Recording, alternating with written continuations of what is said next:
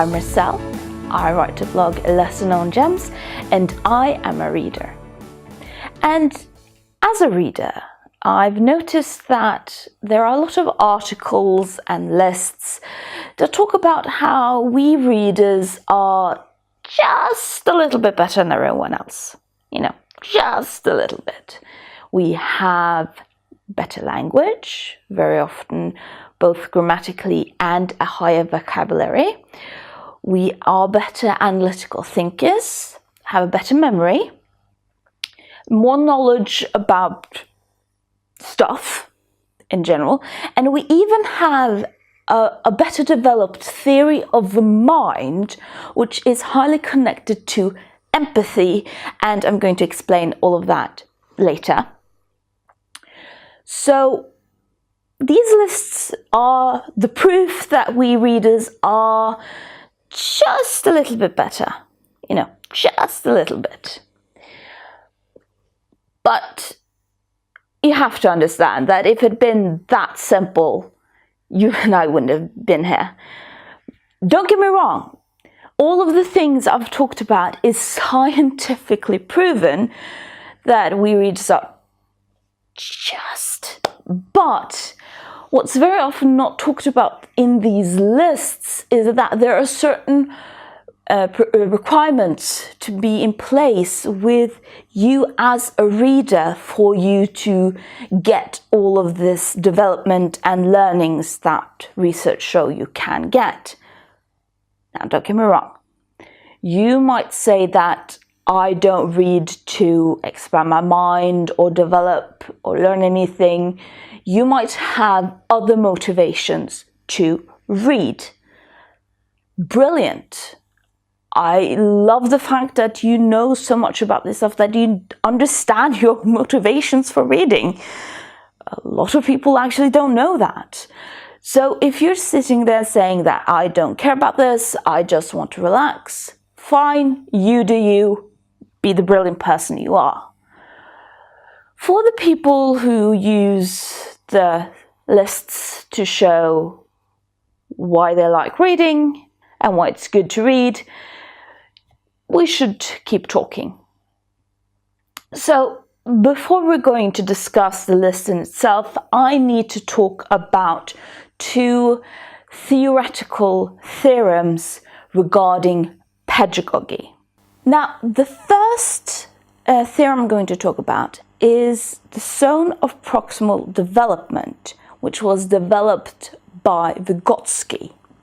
Now, Vygotsky is in with the Cultural History School, and very, very simply explained, that school is about how learning is a social experiment and a social activity that happens between two or more people. And when he's talking about the zone of proximal development, he is talking about, well, it's like a Goldilocks zone. So it can't be too easy. It can't be just the things you know already. And it can't be too hard.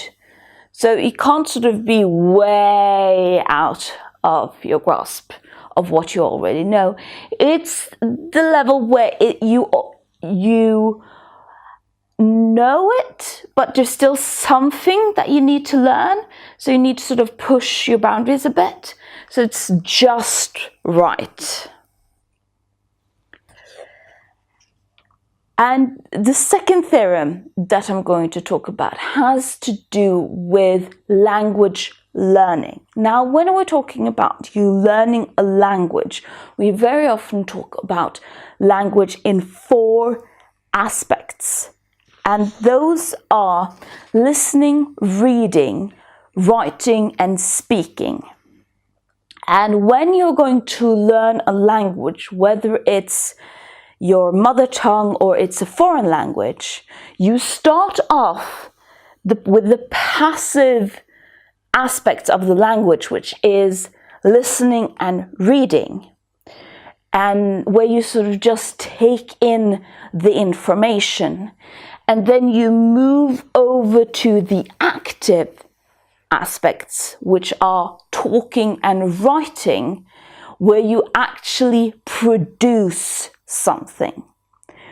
And as you've sort of seen, that reading is here on the passive side. Now, don't get me wrong. Reading can make you active. Reading can make you passionate. Reading can invoke something in you. But reading in and of itself doesn't require you to be active in the same way that talking and writing requires you to be active. So you see here that we already have two requirements for learning regarding sort of anything, which is that the level of what you're going to learn has to be just right. So it can't be too easy and it can't be too hard. And you also need to be active in your learning. So you move over from the passive aspect of the learning curve to the active aspect of it. Like the fact that you can't learn to drive a car simply by reading laws about driving a car, even though you need to know the laws before learning to drive a car. So, what is this in relation to the list of all the wonderful things that we talked about earlier? Well, it does show that things don't happen automatically.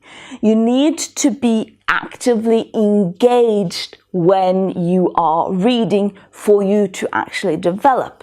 Now, let's, for example, go to theory of mind.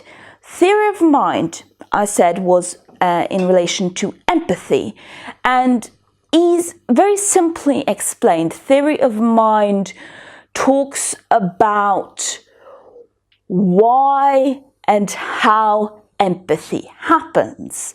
Now, the most common theory within theory of mind is that empathy happens because you put yourself in the other person's shoes and therefore develop empathy for that person. For example, some research regarding brain scans has shown that when you see that someone is sad, you think about a sad experience you have had, and that makes you feel sad, and being sad, you can bond with this sad person, and you aren't actively thinking about this. So this has happened very quickly and you don't even realize that you're doing it, but that is what's happening when you're sort of bonding with someone who is sad. You are saying, I have been sad, therefore I know that being sad is a bad thing. Please let me help you, sad person.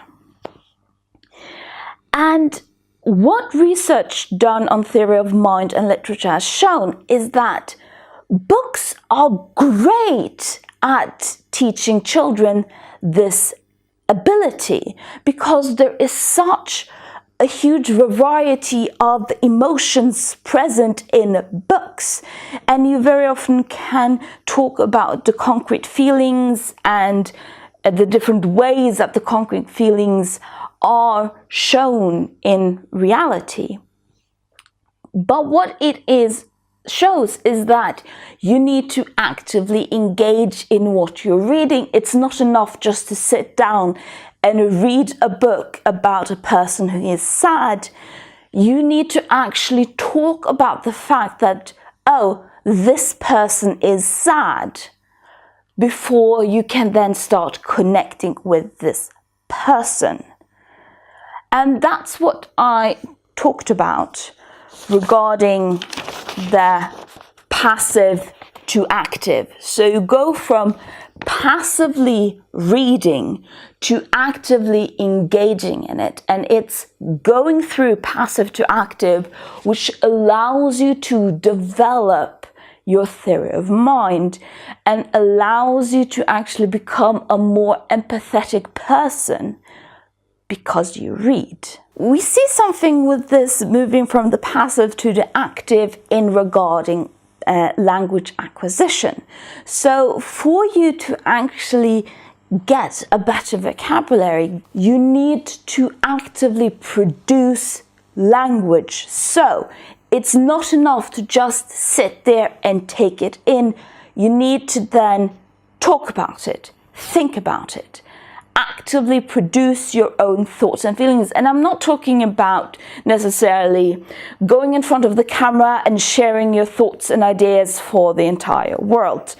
You don't need that. But you need to start thinking, even if it's just inside your mind, what does this book make me think? What does this book make me feel? What is happening inside of me when reading? You need to produce something to learn something. And if you want a better vocabulary, you need to then actively go out and use the vocabulary that the book gives you to learn it. Because as we know, practice makes perfect, and just listening passively to something doesn't mean you've actually learned it. And the language aspect also goes over to the other thing that we talked about, the sono-proximal development. Because if you want a bigger vocabulary, if you want better grammar, you need to be exposed to language that you didn't know. So you need to read books that have new words in them, that have idioms and have ways of using the language that you weren't familiar with. And that's the same thing in regarding knowledge. If you want to learn knowledge from books, you need to read books with knowledge you didn't know. You need to go actively out and pursue books that are outside of your level of knowledge, but isn't so far outside of your level of knowledge that you don't understand anything that's going on in the books. It's the Goldilocks zone, as I talked about. Same thing with analytical mind, having a better memory. It requires that the books you are reading has something for you to analyze. It means that the structure of the book requires you to remember the plot, remember the characters, and everything like that.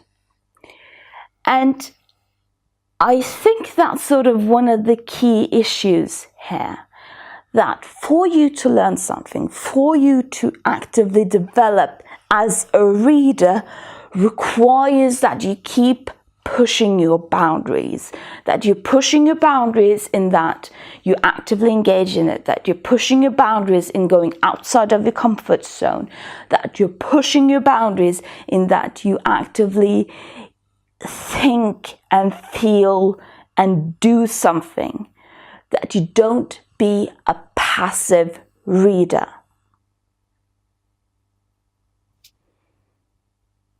But then again, what do you think?